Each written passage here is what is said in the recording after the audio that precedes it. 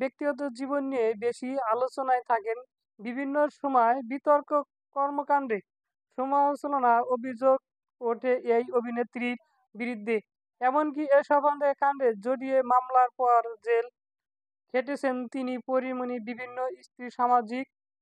বিভিন্ন সময় সামাজিক যোগাযোগ মাধ্যম সমালোচনায় ঝড় তোলে। সম্প্রতি বিসিবি বাংলায় এক অডিও বার্তা বোধ করেছেন দাবি করে পরীমনি বলে, অসহায় বোধের পাশাপাশি অবশ্যই অনিরাপদ বোধ করছি। শোরুম উদ্বোধন থেকে শুরু করে জনসাধারণের সম্প্রীতি যে কোনো অনুষ্ঠানে হোক, সেটাই তো আমার কাজ। অভিনেত্রী আরো বলেন, আমাকে তো এত বছর কেউ বাধা দেয়নি, তাহলে এখন কেন বাধা আসবে?